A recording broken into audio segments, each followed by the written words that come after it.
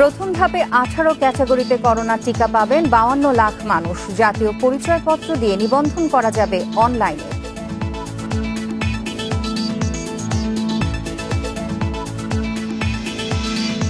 ঢাকার 2 সিটিতে gloves mask ব্যবহার না করায় করোনা ঝুঁকিতে 8,000 পরিচ্ছন্নতা কর্মী। সরঞ্জাম না পাওয়ার অভিযোগ।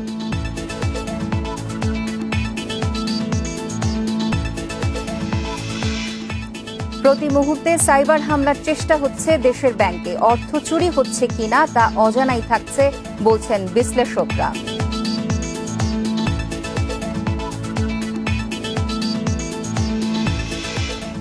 করোনার টিকা নিয়েছেন যুক্তরাষ্ট্রের নবনির্বাচিত প্রেসিডেন্ট জো বাইডেন। একদিনে বিশ্বে প্রাণহানি 8,500।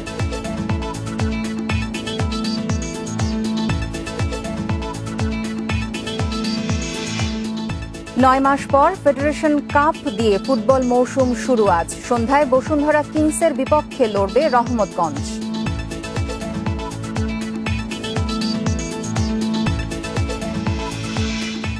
স্বাগত ইন্ডিপেন্ডেন্ট সংবাদে, আপনারা সাথে আছি আমি ফারহানা হক। শুনছিলেন শিরোনাম, এবারে বিস্তারিত।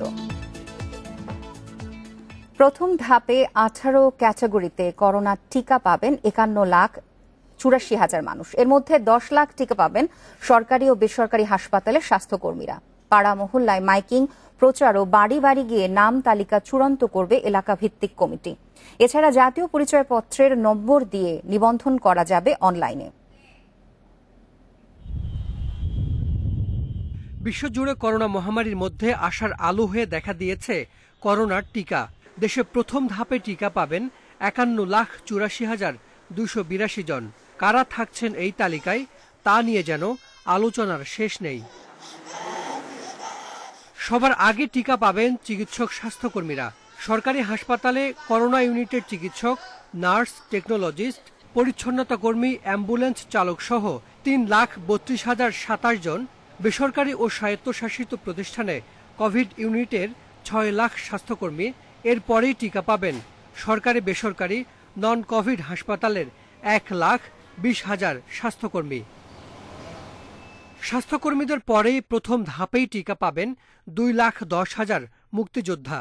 সংক্রমণ ঝুঁকিতে থাকা আইন শৃঙ্খলা রক্ষাকারী বাহিনীর 5,46,619 সদস্য, মাঠ পর্যায়ের 50,000 গণমাধ্যম কর্মী, সচিবালয়, জেলা ও উপজেলা পর্যায়ের 5,000 কর্মকর্তা, সংসদ সদস্য, মেয়র, কাউন্সিলর সহ 1,78,298 জন জনপ্রতিনিধি, সিটি কর্পোরেশন, পৌরসভার 1.5 লাখ সেবাকর্মী, জরুরি সেবা খাত ও ফায়ার সার্ভিসের 4 লাখ সদস্য, বিমানবন্দর, স্থল, সমুদ্র ও নৌবন্দরে কাজ করা 1,50,000 কর্মী, বিদেশগামী 1,20,000 অদক্ষ প্রবাসী শ্রমিক, জেলা উপজেলা পর্যায়ের 4 লাখ সরকারি কর্মকর্তা কর্মচারী, 1,97,621 ব্যাংক কর্মকর্তা কর্মচারী, করোনায় মৃতদের দাফন ও সৎকারে নিয়োজিত 75,000 কর্মী, মসজিদের প্রবীণ ইমাম, মুয়াজ্জিন এবং অন্যান্য ধর্মীয় উপাসনালয়ের 5,86,000 সদস্য।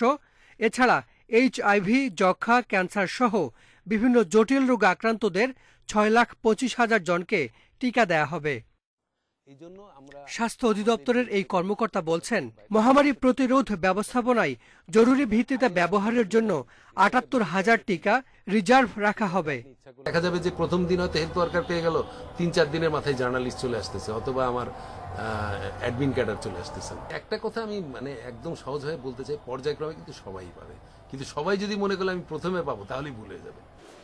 51 লাখ নাগরিকের নাম চূড়ান্ত করতে কাজ করবে এলাকা ভিত্তিক কমিটি। মাইকিং, এমনকি বাড়ি বাড়ি গিয়েও নাম সংগ্রহ করবেন স্বাস্থ্যকর্মীরা। জাতীয় পরিচয়পত্রের নম্বর দিয়ে অনলাইনেও করা যাবে নাম নিবন্ধন। আর জটিল রোগে আক্রান্তদের নাম চূড়ান্ত করবে সংশ্লিষ্ট হাসপাতাল। ন্যাশনাল আইডি কার্ড কিংবা পাসপোর্ট কিংবা জন্ম নিবন্ধন কিংবা অন্য যে কোনো ধরনের আইডেন্টিটি কার্ড যেখান থেকে তার বয়সটা বোঝা যাবে, তার মাধ্যমে করতে পারবেন। প্রক্রিয়াকে স্বচ্ছ করতে বিশ্ব স্বাস্থ্য সংস্থার নির্দেশনা মেনে কাজ চলছে বলছে স্বাস্থ্য বিভাগ। আমরা আশা করি না যে কোনো বিশৃঙ্খলা হবে, তবে এটা তো সত্যি কথা যে সারা দেশের সব লোককে আমরা একসাথে টিকা দিতে পারবো না, তো কাজেই এটা ধৈর্য ধরতে হবে। করোনা টিকার প্রথম ডোজ নেয়ার পরে 28 দিন পর নিতে হবে দ্বিতীয় dose. Hasan Misbah, independent News, Dhaka. জুনের মধ্যে 9 কোটি ডোজ করোনার টিকা পাবে বাংলাদেশ। 4.5 কোটি টিকা দেওয়ার মাধ্যমে দেশের 20% মানুষ করোনার টিকার আওতায় আসবে। সোমবার সচিবালয়ে মন্ত্রিসভা বৈঠক শেষে ব্রিফিংয়ে এই কথা জানিয়েছেন মন্ত্রিপরিষদ সচিব। নো মাস্ক নো সার্ভিস শুধু মুখে নয়, কাজেও নিশ্চিত করার তাগিদ দিয়েছেন মন্ত্রিসভা। প্রধানমন্ত্রী শেখ হাসিনার সভাপতিত্বে সচিবালয়ে বসে মন্ত্রিসভার বৈঠক। গণভবন থেকে ভিডিও কনফারেন্সের মাধ্যমে এতে যোগ দেন প্রধানমন্ত্রী। বৈঠক শেষে ব্রিফিংয়ে মন্ত্রিপরিষদ সচিব জানান, আগামী জুনের মধ্যে কোভ্যাক্সের মাধ্যমে আরও 6 কোটি ডোজ করোনা ভাইরাসের টিকা দেশে আসছে। এছাড়া জানুয়ারি মাসের শেষে বা ফেব্রুয়ারির প্রথমে অক্সফোর্ডের 3 কোটি টিকা আসবে। এতে আগামী জুন মাস নাগাদ দেশে 4.5 কোটি মানুষ টিকার আওতায় আসবে। জানুয়ারির শেষ দিকের বা ফেব্রুয়ারির প্রথম দিকে হয়তো ভ্যাকসিন আমরা পেয়ে যাব। এখন তো 3 কোটির মধ্যে তো অ্যাকচুয়ালি 2টা করে তো 1.5 কোটি 2টা করে ডোজ তো, হ্যাঁ, আর ওইখানে 3 কোটি লোকের ডোজ আছে। কোভ্যাক্সের 6 কোটি আসলে ওটা 3 কোটি লোক। টিকা দেওয়ার জন্য সরকারের ইপিএ এর কার্যক্রমকে কাজে লাগানো হবে। এজন্য তৃণমূল পর্যন্ত সবাইকে প্রশিক্ষণ দেওয়া শুরু হয়েছে।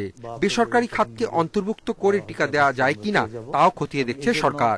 গ্রাসরুট লেভেল পর্যন্ত সবাইকে ট্রেনিং দেওয়া অলরেডি শুরু করে দেওয়া হয়েছে। প্লাস এই যে ভ্যাকসিন দেওয়ার ফলে যে ইঞ্জেকশন বা যে আপনার যে কটন যেগুলো ইউজ করা হবে এগুলি কীভাবে ডিসপোজাল করা হবে সেইভাবে ট্রেনিং দেওয়া হচ্ছে।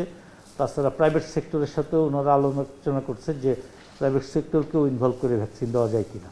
বিশ্ব স্বাস্থ্য সংস্থার অনুমোদন নিয়ে যদি কোনো টিকা দেশে আসে এতে সরকারের কোনো আপত্তি নেই বলেও জানান মন্ত্রিপরিষদ সচিব। তবে সংরক্ষণের অবকাঠামোগত সক্ষমতা না থাকায় ফাইজার ও মডার্নার টিকা আমদানির অনুমোদন দিচ্ছে না সরকার। Hasib Mahmud Shah, Independent News, Dhaka. করোনায় দেশে আরো 32 জনের মৃত্যু হচ্ছে। নতুন শনাক্ত 1470 জন। চিকিৎসকেরা বলছেন, রোগী শনাক্তের হার 10-এর কাছাকাছি থাকায় পরিস্থিতি এখনো ঝুঁকিপূর্ণ। কিন্তু এরপরও সাধারণ মানুষের মধ্যে স্বাস্থ্য বিধি মানায় উদাসীনতায় উদ্বেগ জানিয়েছেন তারা। 29টি অ্যান্টিজেন ও 51টি আরটিপিসিআর ল্যাব সহ সারা দেশে মোট 160টি ল্যাবে 24 ঘন্টায় নমুনা পরীক্ষা হয়েছে 15,669 জনের। এর মধ্যে করোনা শনাক্ত হয় 1,470 জনের। পরীক্ষা বিবেচনায় শনাক্তের হার 9.38। নতুন শনাক্ত সহ দেশে এ পর্যন্ত করোনায় আক্রান্ত হলেন 5,02,183 জন।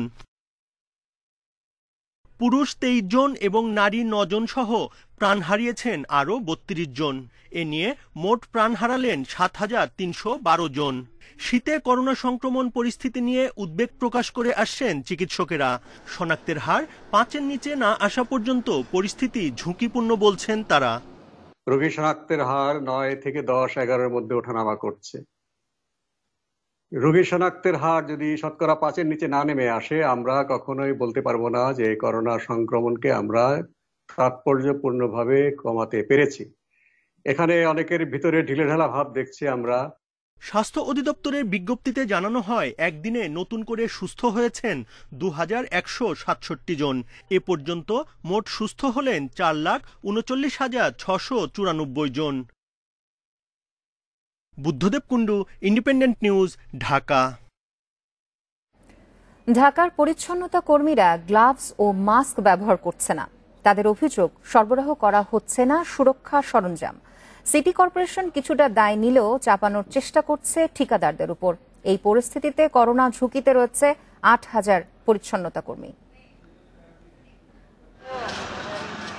করোনার ভয় উপেক্ষা করে প্রতিদিন বাসাবাড়ি থেকে বর্জ্য সংগ্রহ করছেন পরিচ্ছন্নতা কর্মীরা, যার মধ্যে করোনার বর্জ্যও রয়েছে। এক বাড়ি থেকে অন্য বাড়িতে যাতায়াত করা এই কর্মীরা ব্যবহার করছেন না হ্যান্ড গ্লাভস ও মাস্ক। এতে নিজেরা যেমন ঝুঁকিতে পড়ছেন তেমনি ফেলছেন নগরবাসীকে। সিটি কর্পোরেশনের তথ্য অনুযায়ী ঢাকা উত্তরে 4 থেকে 4,500 এবং দক্ষিণে 3,000-এর বেশি পরিচ্ছন্নতা কর্মী রয়েছে, যারা কাজ করেন বিভিন্ন ঠিকাদারি প্রতিষ্ঠানের অধীনে। পরিচ্ছন্নতা কর্মীরা বলছেন, সিটি কর্পোরেশন বা ঠিকাদার কেউই সুরক্ষা সামগ্রী সরবরাহ করেনি তাদের। আমাকে কিনে সম্ভব না, আমাকে যে বেতন পেট চলে না। মাছ গাছ এটা তো আমার পক্ষে কেনা সম্ভব না। ওই যে মালের পক্ষ দিত তাহলে হইতো। জুতা দিছিল, মাস্ক দিছিল, আমরা পাই নাই। হ্যাঁ, টুপি দিছিল, পোশাক দিছিল, আমরা পাই নাই। হ্যাঁ আমরা কয়ে পাই না, আমরা এই যে জীবন নিয়ে আসেন টানাটানি করতেছি, এটা তো আমাকে সরকার দেখতেছে না। করোনা মহামারীর শুরুর দিকে সিটি কর্পোরেশন গ্লাভস, মাস্ক ও পিপি সরবরাহ করেছে। ঠিকাদাররা মনে করেন, উত্তরের মেয়র আশ্বাস দিলেন স্বাস্থ্য ঝুঁকিতে থাকা এসব পরিচ্ছন্নতা কর্মীদের জন্য বিকল্প ভাবছে কর্পোরেশন। যে আমরা তাদেরকে বিভিন্ন ট্রেনিং দিব। আমি অলরেডি বলেছি কিছু তাদেরকে ইন্স্যুরেন্স কিভাবে দেওয়া যায়, বীমার আওতায় আনা যায়, তারা কিভাবে তাদেরকে স্বাস্থ্যসেবা কিভাবে নিশ্চিত করা যায় সেই ব্যাপারে অলরেডি আমি একটা ইনস্ট্রাকশন দিয়েছি। তাদেরকে যদি বীমার মধ্যে আনা যায় তারা কিন্তু মেন্টালি তারা পিস থাকতে পারবে। তারা জনস্বাস্থ্য বিশেষজ্ঞরা বলছেন, গ্লাভস ও মাস্ক না পরে ময়লা সংগ্রহ করায় পরিচ্ছন্নতা কর্মীদের মাধ্যমে করোনা সংক্রমণের ঝুঁকি বাড়ছে। Adilur Rahman, Independent News, Dhaka.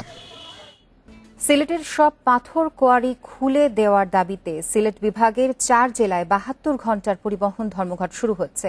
এ নিয়ে আরো জানাতে সিলেট থেকে যোগ দিচ্ছেন আমাদের সহকর্মী মাধব কর্মকার। মাধব, ধর্মঘটের কারণে কি ধরনের প্রভাব পড়েছে এবং আন্দোলনকারীরা এই ধর্মঘট নিয়ে কি বলছেন?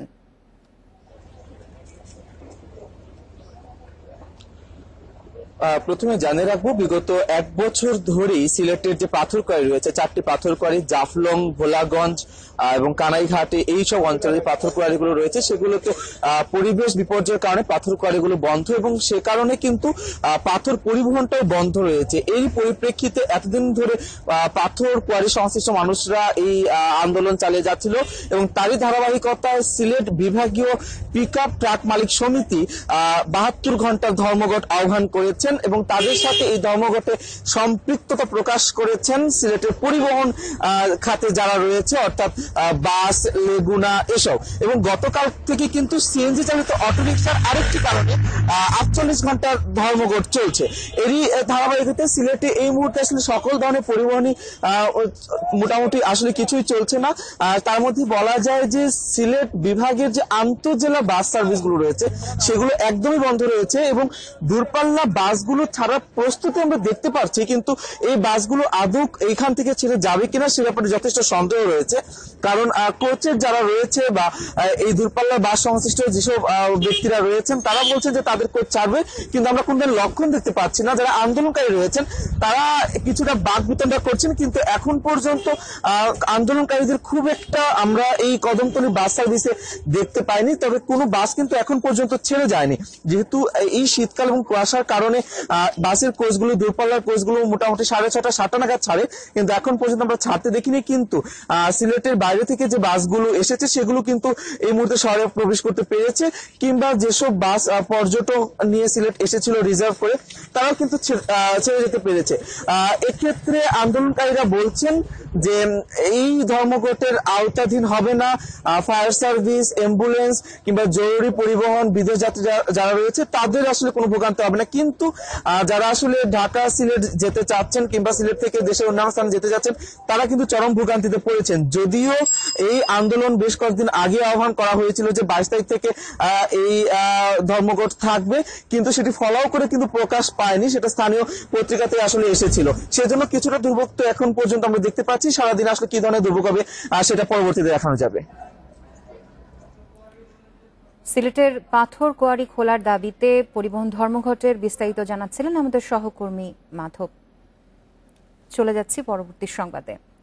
দুর্নীতি ও অর্থ পাচার করে বিদেশে বাড়ি কেনে এমন ব্যক্তি যাদের দ্বৈত নাগরিকত্ব এবং দ্বৈত পাসপোর্ট আছে তাদের তালিকা চেয়েছে হাইকোর্ট। বিচারপতি নজরুল ইসলাম তালুকদার ও বিচারপতি আহমেদ সোহেলের বেঞ্চ সোমবার এ আদেশ দেন। 28 ফেব্রুয়ারির মধ্যে দেশের 3টি বিমানবন্দরে ইমিগ্রেশন বিভাগকে তালিকা জমা দেওয়ার নির্দেশ দিয়েছে হাইকোর্ট। কানাডার বেগমপাড়ায় বাংলাদেশের সরকারি কর্মকর্তা কর্মচারীদেরই সম্পত্তি বেশি। পররাষ্ট্রমন্ত্রীর এমন মন্তব্য গণমাধ্যমে আসে গত মাসে। পরে অর্থ পাচারকারীদের তালিকা চেয়ে শতপ্রণোদিত রুল দেয় হাইকোর্ট। এরই প্রেক্ষিতে গত বৃহস্পতিবার দুদক, বিএফআইইউ, এনবিআর সহ সরকারের 5টি সংস্থা তালিকা জমা দেয়। পূর্ণাঙ্গ তালিকা না পাওয়ায় অসন্তোষ জানিয়ে আদালত 28 ফেব্রুয়ারির মধ্যে আবারও অগ্রগতি প্রতিবেদন জমা দেওয়ার নির্দেশ দেয়। হাইকোর্টে এ সংক্রান্ত শুনানির পর দ্বৈত নাগরিকত্ব ও দ্বৈত পাসপোর্টধারী যারা অহরহ বিদেশে যাতায়াত করেন এবং দুর্নীতি ও অর্থ পাচার করে বিদেশে সম্পত্তি কেনেন তাদের তালিকা চেয়েছে আদালত। বিমানবন্দর দিয়ে বিদেশে যারা আসা যাওয়া করতেছে ডুয়েল পাসপোর্ট এবং ডুয়েল সিটিজেনশিপ নিয়ে যারা আসা যাওয়া করতেছে তাদেরকেও এই তথ্যটা জানাতে বলা হয়েছে, যেটা ইমিগ্রেশন শাখা স্পেশাল ব্রাঞ্চের ব্যবস্থা করবে। দুদকের আইনজীবী জানান, দ্বৈত নাগরিকত্ব ও দ্বৈত পাসপোর্ট থাকা বেআইনি নয়, তবে তাদের মাধ্যমে অর্থ পাচারের ঘটনা ঘটেছে কিনা তা খতিয়ে দেখতেই তালিকা চেয়েছে হাইকোর্ট। যখন বিষয়টি খতিয়ে দেখা হবে, যদি কেউ চলে যাচ্ছে বাইরে টাকা, বাইরে ডুয়েল সিটিজেনশিপ নিয়ে সেকেন্ড হোম করছে, ব্যাক হোম পাঠাতে বাড়ি করছে, হয়তো তার তথ্য উপাত্ত পাওয়াতে সহায়তা হয়তো হবে। আমি মনে করি সেই জন্যই হয়তো হাইকোর্ট ডিভিশন এটা করেছে, যেহেতু হাইকোর্ট ডিভিশনের এই মামলাটা সুমোটো রুলটা পেন্ডিং আছে। 28 ফেব্রুয়ারির মধ্যে ঢাকার শাহজালাল, চট্টগ্রামের শাহ আমানত ও সিলেটের এমএজি ওসমানী বিমানবন্দরের ইমিগ্রেশন বিভাগকে তালিকা জমা দিতে হবে। জান্নাতুল ফেরদাউস তানভি, ইন্ডিপেন্ডেন্ট নিউজ, ঢাকা। কক্সবাজারে অবসরপ্রাপ্ত মেজর সিনহা মোহাম্মদ রাশেদ খান হত্যা মামলার অভিযোগপত্র গ্রহণ করেছে আদালত। জারি করা হয়েছে পলাতক আসামি সাগর দেবের বিরুদ্ধে গ্রেপ্তারি পরোয়ানাও। এছাড়া পুলিশের করা মামলা থেকে অব্যাহতি দেওয়া হচ্ছে সিনহার সহকর্মী সিফাত এবং শিপ্রাকে। র্যাবের তদন্তকারী কর্মকর্তা খায়রুল ইসলাম কক্সবাজারের চিফ জুডিশিয়াল ম্যাজিস্ট্রেট আদালতে সিনহা হত্যা মামলার অভিযোগপত্র জমা দেন 13 ডিসেম্বর।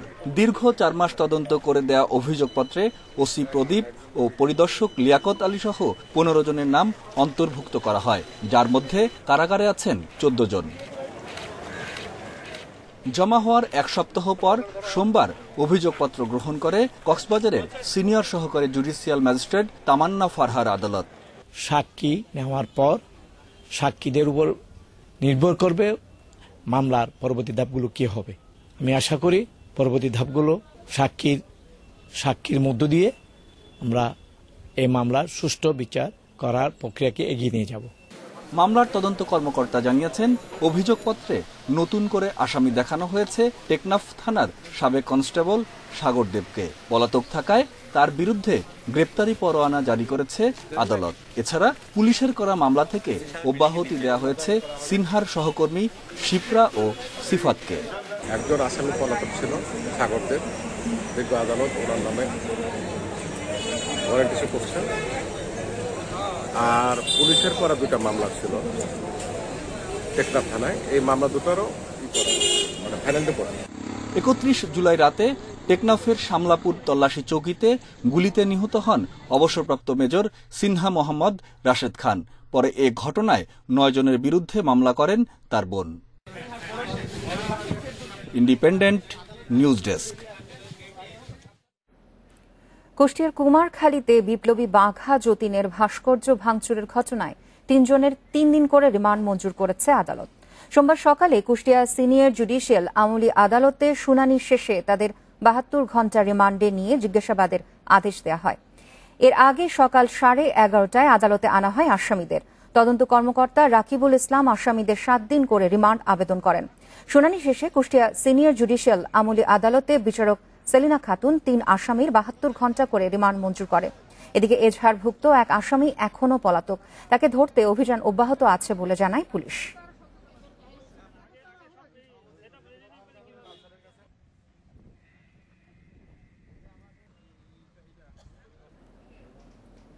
প্রায় প্রতি মুহূর্তে সাইবার হামলার চেষ্টা হচ্ছে দেশের ব্যাংক খাতে। এসব হামলায় অর্থ বা তথ্য চুরি হচ্ছে কিনা তা অজানাই থেকে যাচ্ছে বলে মনে করেন বিশ্লেষকরা। যদিও এই ধরনের হামলা প্রতিরোধে গঠিত সরকারের সংস্থা বিডি সার্ট বলছে 2016 সালের তুলনায় সক্ষমতা অনেক বেড়েছে। ভবিষ্যৎ চ্যালেঞ্জ মোকাবেলায় ব্যাংকগুলোর জন্য ফিনান্সিয়াল সার্ট গঠন করা হচ্ছে বলেও জানায় সংস্থাটি। সাইবার যুদ্ধের লাইভ দৃশ্য এটি। এক দেশের হ্যাকার আক্রমণ চালাচ্ছে অন্য দেশে। তাদের লক্ষ্য 2টি, তথ্য এবং অর্থ চুরি। আক্রমণ শুধু অন্য দেশ থেকেই হয় না, অভ্যন্তরীণও হয়। সম্প্রতি সবচেয়ে বড় সাইবার হামলার শিকার হয় মার্কিন যুক্তরাষ্ট্র। 15 ডিসেম্বরের দৃশ্য এটি, যেখানে দেখা যায় দেশের ইন্টারনেট সেবাদানকারী প্রতিষ্ঠান আইএসপিগুলোতে প্রচুর আক্রমণকারী ম্যালওয়্যারের উপস্থিতি। স্বভাবতই প্রশ্ন জাগে, যুক্তরাষ্ট্র যেখানে হামলা প্রতিরোধ করতে পারেনি, সেখানে বাংলাদেশের অবস্থা কি? বিশ্লেষকরা বলছেন দেশের প্রতিষ্ঠানগুলোর মধ্যে তথ্য লুকানোর প্রবণতা আছে, ফলে জানা যাচ্ছে না বাস্তব চিত্র। কেন্দ্রীয় ব্যাংকে এই নিয়ে দুবার আপনার অনেক বড় রকমের অ্যালার্টের কথা তারা বলেছে। যদি কোনো ইন্টেলিজেন্স থেকে থাকে তাহলে নিশ্চয়ই কারা এটা অ্যাটাক করছে, অ্যাটাকার আইপি, কান্ট্রি ডিটেলস অবশ্যই সেখানে সুনির্দিষ্ট ডিজিটাল গোয়েন্দা সূত্র অবশ্যই আছে। তাহলে যদি সেটা জেনেই থাকেন তাহলে কেন তারা এই বিষয়ে আইনগত ব্যবস্থা নিচ্ছেন না সেটি দেখার বিষয়। কম্পিউটার কেন্দ্রিক অপরাধ প্রতিরোধে গঠিত সরকারি সংস্থা বিডিসার্ট বলছে, হামলা প্রতিরোধে সাইবার জগতে সার্বক্ষণিক নজরদারি করছেন তারা। পাশাপাশি ব্যাংকগুলো নিজেরাও নিরাপত্তা জোরদার করছে, ফলে ঠেকানো গেছে অনেক হামলার চেষ্টা। এখনকার অবস্থা অনেক গুণে উন্নতি হয়েছে, তবে এই উন্নতিটা ক্রমশ বাড়ছে এবং নতুন নতুন চ্যালেঞ্জ আসছে। সেই নতুন নতুন চ্যালেঞ্জকে মোকাবেলার জন্য প্রত্যেকটা ব্যাংক তার জনবলকে উপযুক্ত প্রশিক্ষণ এবং উপযুক্তভাবে ইকুইপমেন্ট দিয়ে ইকুইপ করে রেডি করেছে।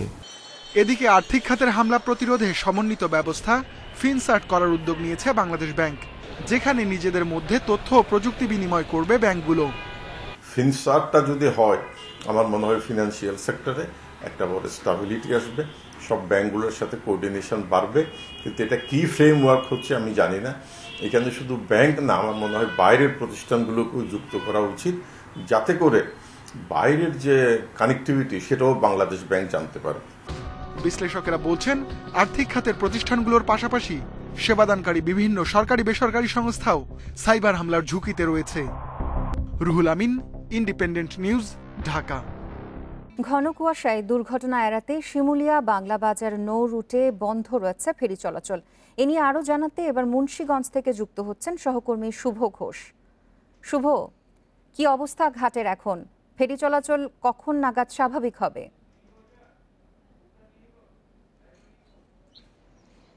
দেখুন, পৌষের শুরু থেকেই কিন্তু সারা দেশের সাথে পাল্লা দিয়ে মুন্সিগঞ্জেও শীতের প্রভাব বাড়ছে এবং গেল এক সপ্তাহ ধরে কিন্তু জেলার যে গুরুত্বপূর্ণ সড়ক এবং নৌরুট গুলো রয়েছে এতে কিন্তু বাড়তি ভোগান্তি আর মাত্রা যুক্ত হচ্ছে এবং গেল এক সপ্তাহ ধরে কিন্তু এই দক্ষিণবঙ্গের 21টি জেলার প্রবেশদ্বার হিসেবে পরিচিত এই শিমুলিয়া বাংলা বাজার নৌরুটে কিন্তু নানামুখী বিড়ম্বনার শিকার হতে হচ্ছে এখানে ঘাট পারাপারে অপেক্ষমান যাত্রীদের। আমরা দেখেছি যে রাত থেকেই কিন্তু যখন 11:30 থেকে এই নৌরুটে ঘন কুয়াশায় বয়া বাতি সহ পার্কিং এরিয়ার যে লাইট দিয়ে দিক নির্দেশনা দেয় এই ফেরিগুলোকে চলাচল করতে, সেগুলো দেখতে না পাওয়ার কারণে কিন্তু যে ঘাটের বিআইডব্লিউটিসি কর্তৃপক্ষ কিন্তু দুর্ঘটনা এড়াতে এই সকল প্রকার ফেরি সহ সব নৌযান চলাচল বন্ধ রাখে। এতে করে কিন্তু সারা রাত এখানে ঘাট পারাপারে অপেক্ষমান যে যাত্রীরা ছিলেন তাদের কিন্তু অতিমাত্রায় চরম ভোগান্তির শিকার হতে হয় এই কনকনে শীতের মধ্যে।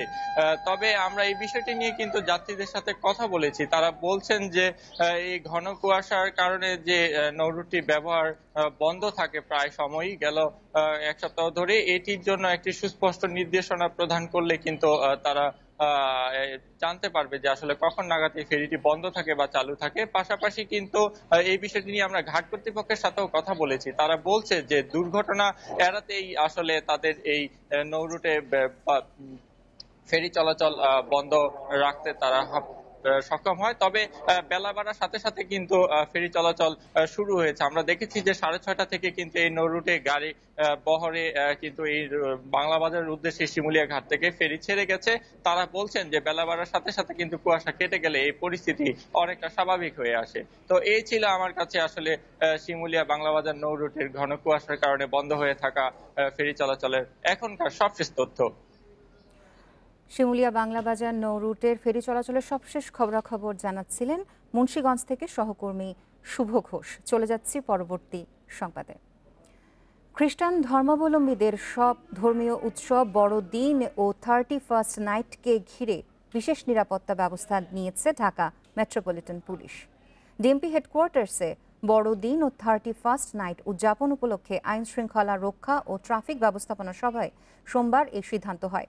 বিশেষ নিরাপত্তার জন্য প্রতিটি চার্চে পোশাকে ও সাদা পোশাকে পর্যাপ্ত সংখ্যক পুলিশ সদস্য নিয়োজিত থাকবেন। প্রতি চার্চে দর্শনার্থীকে ঢোকানোর সময় তল্লাশি করা হবে। এছাড়া 31 উপলক্ষে কোনো উন্মুক্ত স্থানে বা বাড়ির ছাদে কোনো গান বাজনা করা ও আতশবাজি ফোটানো সম্পূর্ণ নিষিদ্ধ থাকবে। যে কোনো ধরনের ডিজে পার্টি নিষিদ্ধ থাকবে। আরও জানানো হয়, শহরের বিভিন্ন পয়েন্টে আইন শৃঙ্খলা বাহিনীর কড়া নজরদারি থাকবে।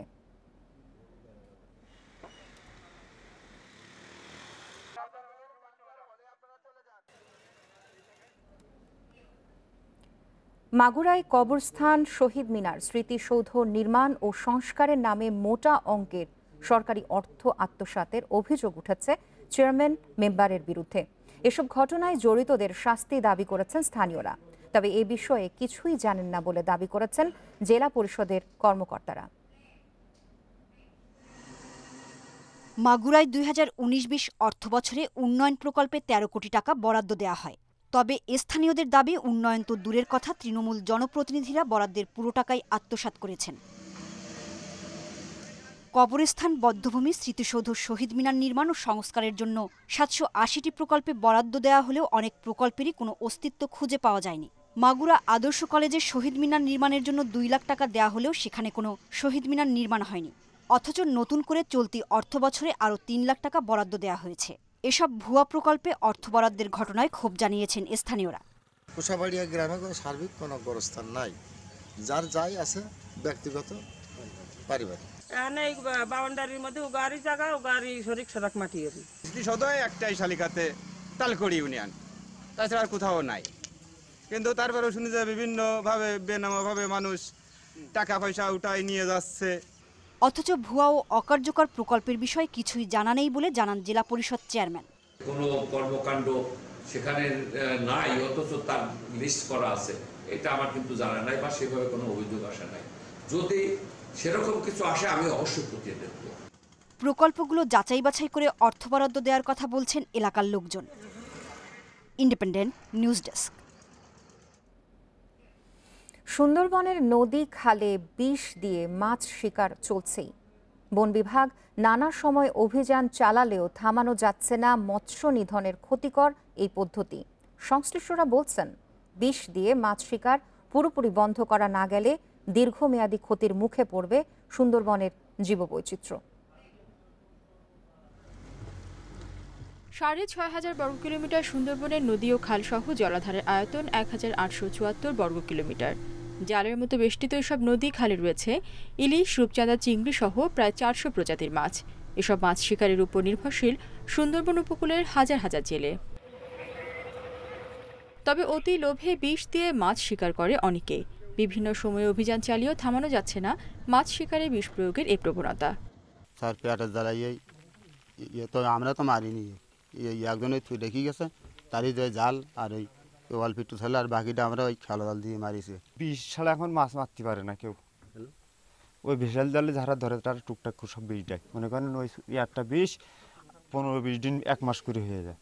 বিশেষজ্ঞরা বলছেন, বিষ প্রয়োগে মাছ শিকারের জেরে মৎস্য প্রজনন বাধাগ্রস্ত হওয়ার পাশাপাশি শত শত মাছের প্রজাতি ধ্বংসের মুখে। জেলেরা কিন্তু যখন বিষ দিয়ে মাছ ধরে তখন তারা কিন্তু বড় মাছগুলো নিয়ে যায়, কিন্তু এই বিষের কারণে ছোট ছোট মাছ, ডিমওয়ালা মাছ, তারপরে ব্রুট ফিশ, যেটা ব্রুট ফিশ অথবা লার্ভি, সব কিন্তু একসাথে মানে বিনাশ হচ্ছে। তো আমি বলবো যে এই যে বিষ প্রয়োগের ফলে মাছ ধরার কারণে শুধু যে মৎস্য প্রজাতির বিলুপ্তি হচ্ছে তাই নয়, অন্যান্য জীববৈচিত্র্য এটাও কিন্তু মারাত্মক হুমকির সম্মুখীন। বন বিভাগ বলছে, বিষ প্রয়োগে মাছ শিকার বন্ধে ডিলার পর্যায়ে জেলেদের কাছে কীটনাশক সহ ক্ষতিকর রাসায়নিক বিক্রি বন্ধ, মাঠ পর্যায়ে মোবাইল কোর্ট পরিচালনা সহ নানা উদ্যোগ হাতে নেওয়া হয়েছে। এই বিষয়টা ওরা বন্ধ করার জন্য প্রয়োজনে আমরা ওখানে মোবাইল কোর্টের ব্যবস্থা নিচ্ছি। আর একটা বিষয় আছে যে আমরা এই বিষ যারা বিক্রি করতেছে সেই বিষয়টা ও ডিলারদের কাছে যেন অবশ্যই আমাদের জেলেদের তালিকা পৌঁছায় দিচ্ছি, যে সমস্ত জেলেদেরকে যেন বিষ সাপ্লাই না দেওয়া হয়। সুন্দরবনে তালিকাভুক্ত জেলে প্রায় ১৩,০০০। গত 1 বছরে শতাধিক অভিযান চালিয়ে বিষ দিয়ে মাছ শিকারের অপরাধে ৮০ জনকে গ্রেপ্তার করা হয়। Independent news desk. চারিদিকে যেন বিছানো হলুদ চাদর, মৃদু বাতাসে ওঠে হলুদ ঢেউ। শীতে এই রূপ কিশোরগঞ্জের ফসলের মাঠের। দিগন্ত বিস্তৃত সরিষার ক্ষেত প্রকৃতিকে সাজিয়েছে এই রঙে, যা মনে আনে অনাবিল প্রশান্তি। প্রকৃতির এমন অপার সৌন্দর্য দেখতে ছুটে আসেন প্রকৃতি প্রেমীরা। কিশোরগঞ্জের হাওর আর চরের মাঠ যেন এখন হলুদ চাদরে ঢাকা। যতদূর চোখ যায় শুধু হলুদ আর হলুদ। শীতের প্রকৃতিতে হলুদের এই আভা এনেছে সরিষা ফুল, আর ফুলে থাকা মধুর লোভে উড়ে বেড়াচ্ছে মৌমাছিরা। সকালে শিশিরে ভেজা ফুলের সৌন্দর্য বাড়ে আরও। সরিষা ফুলের ঘ্রাণ, হালকা বাতাসে গাছের দুলুনিতে হলুদ ঢেউ আর ফুলে ফুলে মৌমাছির গুঞ্জন মুগ্ধ করবে যে কোনো প্রকৃতিপ্রেমীকে। রোপা আমন কাটার পর বোরো আবাদের আগে দীর্ঘ বিরতি। এই সময়েই চাষ করা হয় সরিষা, তাই স্থানীয়ভাবে বাড়তি ফসল হিসেবে পরিচিত তেল জাতীয় এই রবি শস্য। এর ওপর এবছর সরিষার ফলনও হয়েছে বাম্পার, তাই খুশি কৃষকরা। আমরা সরিষা জমি আমরা কার্তিক মাসে পালছি, মাঘ মাস থেকে আমরা কৃষক আমরা শেষ করার জন্য ফসল খুব ভালো ফসল হয়। অর্গানিক ফসলটা আমরা করার পরে মনে করি আমরা শস্যটা করি, করলে পরে মনে করি আমরা লাভবান থাকি। প্রতি বছর এই সময়ে মাঠে হলুদের এমন অপরূপ সৌন্দর্য উপভোগ করতে ভিড় জমান প্রকৃতিপ্রেমীরা। এই যে মৌমাছির গুঞ্জন, এই যে হলুদের গালিচা, এই দৃশ্যের কোনো তুলনা হয় না। এটা আমাদের চিত্তকে বিমোহিত করে, আর আমরা এই যানজটের কবলে এই লোহা কাঠের শহর থেকে সুযোগ পেলেই এখানে ছুটে আসি। এদিকে ন্যায্য মূল্য পাওয়ায় সরিষা আবাদে আগ্রহ বাড়ছে এই অঞ্চলের কৃষকদের। বোরো ধান লাগানোর আগে মধ্যবর্তী সময় স্বল্প জীবনকালের সরিষা আবাদ করে কৃষকরা লাভবান হয় বলে এবছর কৃষকরা ব্যাপকভাবে সরিষা আবাদের দিকে ঝুঁকে পড়েছে। চলতি বছর কিশোরগঞ্জে ৭,৬২০ হেক্টর জমিতে সরিষার আবাদ হয়েছে। Independent news desk. করোনা টিকা নিয়েছেন নবনির্বাচিত যুক্তরাষ্ট্রের প্রেসিডেন্ট জো বাইডেন। দেশটিতে এখন পর্যন্ত ৬ লাখ মানুষকে ভ্যাকসিন প্রয়োগ করা হচ্ছে। এদিনে একদিনে বিশ্ব করোনায় ৮,৫০০ প্রাণহানি হচ্ছে, নতুন শনাক্ত ৫ লাখের বেশি। এ নিয়ে বিশ্বজুড়ে করোনায় মোট মৃত্যু ১৭ লাখ ছাড়িয়েছে, মোট আক্রান্ত ৭,৭৬,০০,০০০ বেশি। এর মধ্যে যুক্তরাষ্ট্রে একদিনে ১৬০০-র বেশি মৃত্যু হচ্ছে এবং নতুন করে ১,৭৪,০০০ করোনা রোগী শনাক্ত হচ্ছে। নিউ ইয়র্কে প্রবেশের আগে সকলকে করোনা পরীক্ষা করতে হবে বলে নির্দেশ দিয়েছেন সেখানকার গভর্নর। গত ২৪ ঘন্টায় যুক্তরাজ্যে ৩৩,০০০ মানুষের ভাইরাস শনাক্ত হচ্ছে। সংক্রমণ নিয়ন্ত্রণে আরও কঠোর পদক্ষেপ নেওয়া হতে পারে বলে জানিয়েছে কর্তৃপক্ষ। রাশিয়ায় সোমবার ২৯,০০০ করোনা রোগী শনাক্ত হচ্ছে, মারা গেছে ৫৪৯ জন। বিস্তার ঠেকাতে ইকুয়েডর ১ মাসের জরুরি অবস্থা জারি করা হচ্ছে। ইউরোপের ফ্লাইট বাতিল করেছে পেরু সরকার। নতুন ধরনের করোনা ভাইরাস ছড়িয়ে পড়েছে সাউথ আফ্রিকায়। সম্প্রতি দেশটিতে মৃত ও আক্রান্তদের মধ্যে নতুন ধরনের ভাইরাসে আক্রান্তের সংখ্যাই বেশি বলে জানিয়েছে দেশটির বিশেষজ্ঞরা। এদিকে ইসরায়েলে শুরু হয়েছে ভ্যাকসিন প্রয়োগ কর্মসূচি।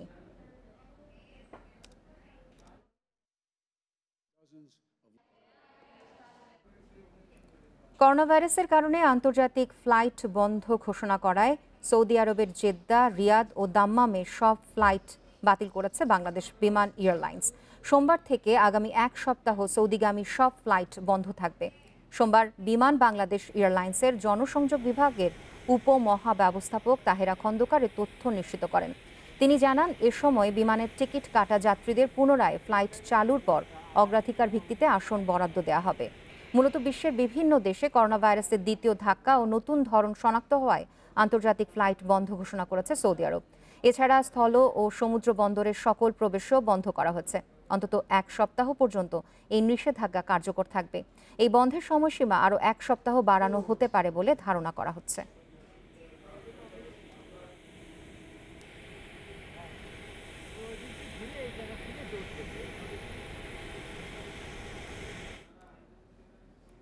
নতুন ধরনের করোনা ভাইরাসের আতঙ্কে যুক্তরাজ্য থেকে সব ফ্লাইট বাতিল করেছে ৪০টির বেশি দেশ।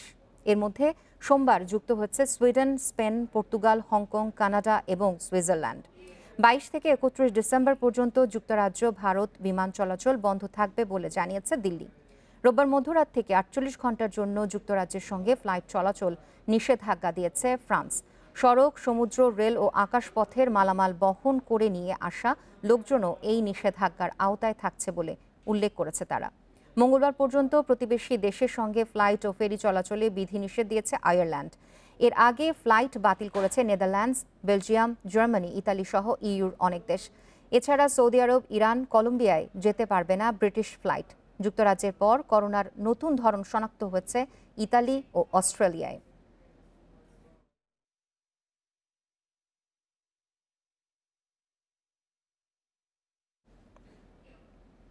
নয় মাস বিরতির পর ফেডারেশন কাপ দিয়ে আজ শুরু ঘরোয়া ফুটবলের নতুন মৌসুম। উদ্বোধনী ম্যাচে লড়বে গত আসরের ফাইনালিস্ট বসুন্ধরা কিংস ও রহমতগঞ্জ। শ্রেষ্ঠত্ব ধরে রাখতে আশাবাদী বসুন্ধরা, অন্যদিকে বিদেশি ফুটবলার না আসায় দুশ্চিন্তায় রহমতগঞ্জ। আসর শুরুর আগের দিন অংশ নেওয়ার সব দলই জানিয়েছে তাদের প্রস্তুতির আপডেট। চ্যাম্পিয়নশিপ ট্রফি নিয়ে ফটো সেশনে 13 ক্লাবের কোচ, ফুটবলাররা। করোনা ঝুঁকি সত্ত্বেও ঘরোয়া আসর ফিরছে, আপাতত মাঠের ফুটবলেই সর্বোচ্চ মনোযোগ। গত আসরে 2 ফাইনালিস্ট এবার শুরুতেই মুখোমুখি। চ্যাম্পিয়ন বসুন্ধরা কিংসের প্রতিপক্ষ রানার্স আপ রহমতগঞ্জ। 4 মাসেরও বেশি সময় অনুশীলন চালিয়েছে কিংস, অন্যদিকে রহমতগঞ্জের 3 বিদেশি ফুটবলার ঢাকা আসার কথা ম্যাচের দিন সকালে। আমার কাছে মনে হয় যেহেতু আমরা বেশি সময় পেয়েছি, তো আমাদের ফার্স্ট খেলা, তো এটা আমাদের জন্য খুবই ভালো, কারণ আমরা ফরেন প্লেয়ারদের সাথে অ্যাডজাস্টমেন্টের, আন্ডারস্ট্যান্ডিং এর একটা ব্যাপার থাকে, সেটা আমাদের খুব ওয়েল হয়েছে, ভালো হয়েছে। কোভিডের জন্য আমরা আমাদের বিদেশি যে ফরেন রিক্রুট ছিল দলভুক্ত করেছি, কিন্তু এখন পর্যন্ত আমাদের 3 জন প্লেয়ার আসে নাই। বাফুফে ভবনে একে একে টুর্নামেন্টে নিজেদের লক্ষ্য আর দলের অবস্থা জানিয়েছে অংশ নেওয়া ক্লাবগুলো। স্বল্প প্রস্তুতি নিয়েই খেলতে হবে বেশিরভাগ ক্লাবের, সেখানে আবাহনী অন্যদের চেয়ে প্রস্তুতিতে এগিয়ে। বিরতিতে সবারই অনুশীলনে সমস্যা হয়েছে, তবে আবাহনী গেল কিছুদিন কঠোর পরিশ্রম করেছে। দলে ভালো মানের বিদেশি আছে, আশা করছি শিরোপা পুনরুদ্ধার করতে পারবো। পর্যাপ্ত সময় ছিল না অনুশীলন করার, আমরা মাত্র 4 সপ্তাহ সময় পেয়েছি, এটা পর্যাপ্ত না। তারপরেও যেহেতু টিমটা গতবারের, সেটা হয়তো আন্ডারস্ট্যান্ডিং এর কোনো অভাব হবে না, বাট ফিটনেসের কিছুটা ঘাটতি থাকতে পারে। ফেড কাপের আগে 2 ক্লাবের অংশ নেওয়া নিয়ে হয়েছে নাটক। শেষ পর্যন্ত ব্রাদার্স আর মুক্তিযোদ্ধার সংকট কেটেছে, তবে প্রস্তুতিহীন দল দুটির জন্য ফেডারেশন কাপ শুধুই অংশ নেওয়া। সব ভুলে মাঠে পারফর্ম করতে চাই আমরা। অনুশীলন করেছি, ফেডারেশন কাপ খেলতে প্রস্তুত, আশা করি ভালো খেলবো। তো ট্রেনিংটা দৃঢ় হওয়ার কারণ হচ্ছে আমাদের প্লেয়াররা অনেক সময় বাইরে ছিল, আর আমাদের তো যে মূল ম্যানেজারটা ছিল সে 6 তারিখে কাতার ছিল, আপনারা জানেন। সে আসার পরেই মূলত মূল টিমটা ঘোষণা হয়েছে। টুর্নামেন্টে সবচেয়ে বেশি 11 শিরোপা আবাহনীর, তবে ঢাকার মাঠের নতুন জয়ান্ট বসুন্ধরা কিংস কাগজে কলমে এবারও শক্তিশালী দল গড়েছে। Abidur Rahman, Independent News, Dhaka. এই ছিল এখনকার সংবাদের আরো বিস্তারিত জানতে চোখ রাখুন আমাদের ফেসবুক, ইউটিউব এবং টুইটারে। ধন্যবাদ সাথে থাকার জন্য।